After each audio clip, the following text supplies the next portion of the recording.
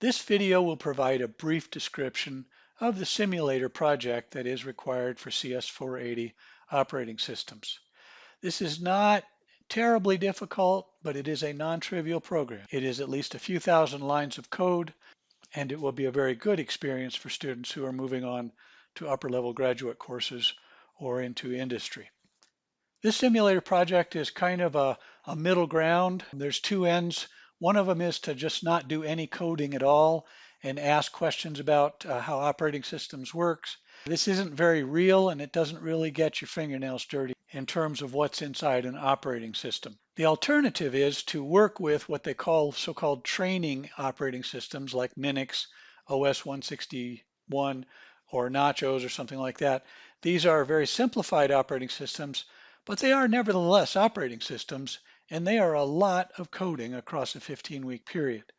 For that reason, that's just too much coding and not enough learning about operating systems. So this right here is up the middle. We will use data that is more text-like, and we will use operations that are simple, but still get you involved with scheduling and a couple of other things in operating systems. Let's go ahead and take a look at our first part of this. This is the configuration file. An operating system simulator needs to be flexible so that you can try different things with it, and you can experimentally find out how your operating system will respond to certain conditions. So this has a variation on CPU scheduling. This could be SRTF, SJF, it could be FCFS. These are things you'll be learning about in the course. It can have varying quantum times when it is in a preemptive mode. It can have a variety of different sizes of memory for memory testing and so on. These are all things that you can change, and you can look at their output and their outcomes while you are running your simulator. We'll come back and talk about this in just a little bit. This is what I call the metadata file. Unlike what you would see in a real operating system, this isn't down at the nitty-gritty of setting things into registers and updating them by register and back and forth and calling for memory and so on. It's really just a text input. However, it is formed in an assembly language kind of form so that you get a little bit of a flavor of that, both in just looking at it and using it, but also when you'll be uploading it and operating with it in the simulator. So this has a system start at the very beginning, then it has an app start and some operations, and then an app end. This has what we'll call 5 processes in it. So there is an app start and end, app start and end, app start and end, and so on. Not very many actions inside the processes. These items right here we will call opcodes or operation codes, which again is comparable to what you would see in an assembly language environment. So these are the things that are coming into this. Let's go ahead and take a look at how this would run. This is a login into NAU's remote system with command line operations in Linux. And so what we're looking at here is simply how this is going to work. Your make files are going to work like make-f for file. The file here is called simulator mf for makefile. And we'll go ahead and run that. This runs through a variety of things. You will be given a makefile for this. You have been working with makefiles up to this point, so this should not be any secret to you here, but this actually creates the entire simulator. From there, you'll do a /, and I called mine sim. Yours will commonly be called sim 0 whatever, 01, 02 for depending on the project. This will be just called sim. And there's some choices here, but I'm going to do it wrong to start with. If I do sim without the proper arguments on the command line, then I will get an instruction right here that'll say, here's how you're really supposed to do it. So if I do a /sim and I do a say -dc, which is short for display config, I have to give it a file name. So we'll give it a config0 cnf. And this is what you looked at just a minute ago. And when you do that, you'll in fact see the config file display. If you bring this back up and you do dm, in fact, you'll get all of the metadata items here brought through into when I did that dm operation right here. I've got all of mine in order. There's a sys start right here, an app start, a dev, a hard drive, operation input, and so on. All these things are brought through. This is going to be your first assignment to create both this output right here and this output right here. So you will be uploading these from the files and loading them into the memory, and then you'll be printing them out. Okay, so let's take one more look right here for running the simulator. If we come back here for just a moment and look at the file we were looking at, we started with here, config0 cnf. This is in Vim. This is command line, and I've been starting to use this because the gedit operations are kind of slow when you're logged in remotely.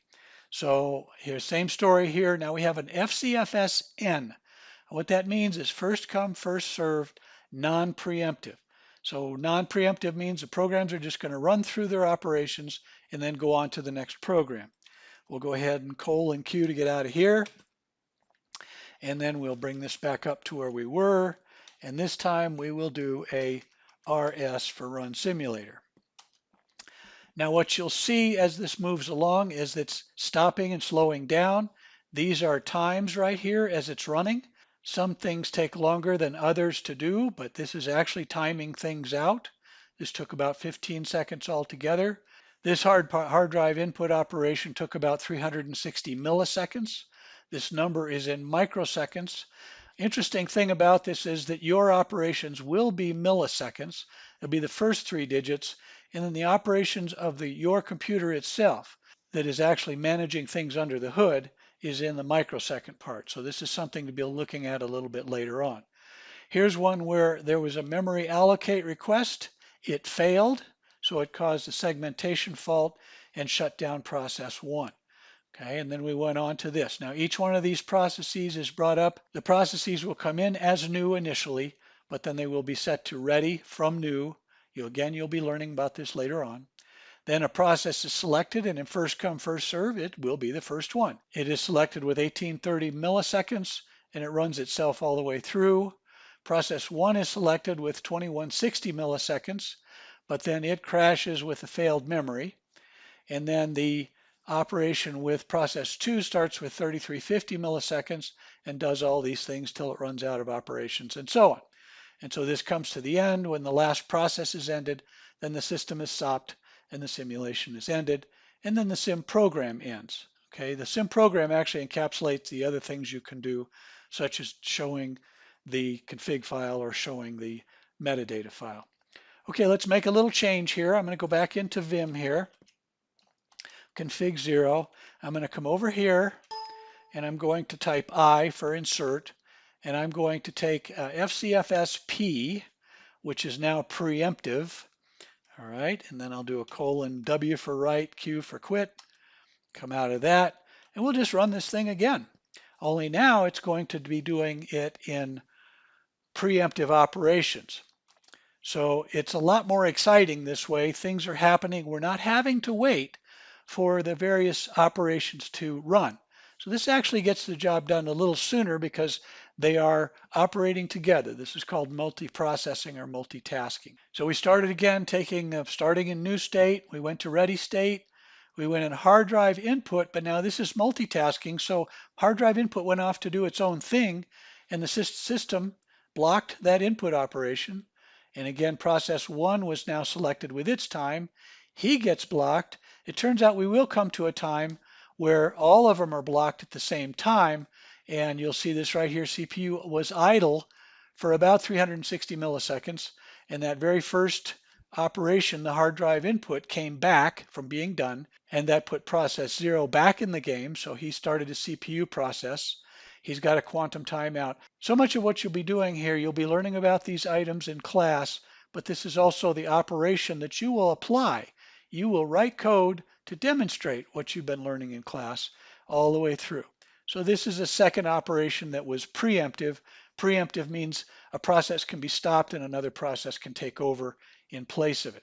So this is a quick overview of the simulator project for the CS480 operating systems class. It's not terribly difficult, but it is work, and it's work you have to do every single week across a semester. This is not the kind of project you can put off to a day or two before it's due. That simply won't work. You will not get it done, and you will get a bad grade in the class if you do that. So we will be working across the semester. We'll be going 4 phases. The first phase will be the uploading of the data and presenting of it and using that command line operation to see the -DC or the -DM operations. The run simulator itself will be starting in the second operation. Okay, so we'll go ahead and end this one right here.